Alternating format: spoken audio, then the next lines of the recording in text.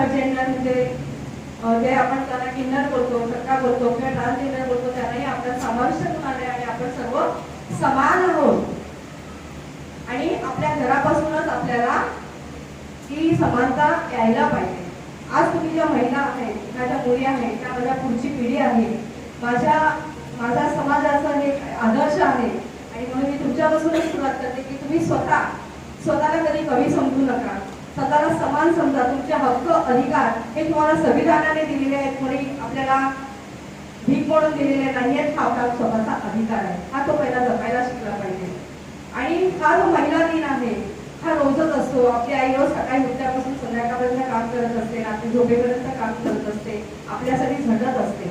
तिचे काही अधिकार आहेत, पण त्या काळामध्ये आपल्याला कोणी सांगितले गेले नाही, म्हणून ती न शिकल्यामुळे तिला तिचे अधिकार माहिती नाही पडले. आपल्याला माहिती पडले तर त्याचा वापर केला पाहिजे. पण अधिकार म्हणजे, स्वातंत्र्य म्हणजे स्वैराचार नव्हे, हेही आपण लक्षात ठेवले पाहिजे. आपण तरुण पिढी आहोत, आपण भावी भारताचं भवितव्य आहोत, तर आपल्या मर्यादा आपण ओळखायला पाहिजे. आणि आपल्या स्वातंत्र्याचा आपल्या आयुष्यासाठी, आपल्या समाजासाठी आणि आपल्या देशासाठी त्याचा वापर केला पाहिजे. आपण शिकलं पाहिजे, उच्च शिक्षित झालं पाहिजे, पण आपल्या विचाराने आपण उच्च झालं पाहिजे. आपला आदर्श आपण जगात स्थापन केला पाहिजे. आमच्या काळामध्ये स्त्री शिक्षणाला खूप मर्यादा होत्या, मुलीला बाहेर जाण्याची मुभा नव्हती. आता तुम्ही म्हणाल माझा काळ म्हणजे खरोखरच मी 60 ओलांडलेली आहे, त्यामुळे माझाच काळ म्हणायला लागेल मला.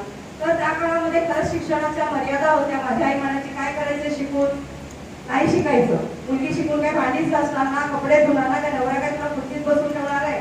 पण नाही, आम्हाला त्यावेळेला खूप भांडण करावं लागायचं, वाद करावे लागायचे, त्याच्यासाठी खूप तडजोड करायला लागायची. आई सगळं कामं करून घ्यायची आणि त्यानंतर अभ्यास करून जर पास झालं तर पुढे शिकता येईल ह्या भीतीने पहिला नंबर काढायचा, जेणेकरून शिष्यवृत्ती भेटेल तर पुढे शिकता येईल. तसं तुमचा काळ नाही आहे बाळांनो, तुमचा काळ खूप छान आहे. तुम्हाला शिक्षणाची द्वारं खुली आहेत आणि शिकायला पाहिजे. थांबू नका, शिक्षण थांबू नका. तुम्ही शिकलात तर तुमचं घर सुधरेल, घर सुधारलं तर समाज सुधरेल. ही कल्पना तुम्ही डोक्यात ठेवूनच पुढे जायचं आहे. खूप शिकायचं आहे तुम्हाला शाळामध्ये खूप प्राधान्य दिलं जातं तुमच्या मुलींच्या शिक्षणासाठी. जिल्हा महिला बाल कल्याण तुमच्यासाठी तत्पर आहे, तुमच्या शिक्षणासाठी.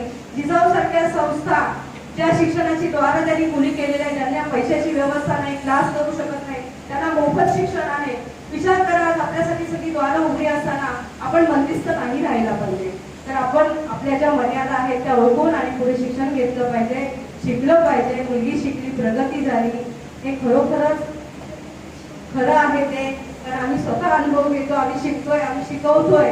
आणि म्हणून आज माझी सुनबाई पण इथे बसलेली आहे, ती खूप शिक्षण घेते, नोकरी सांभाळून.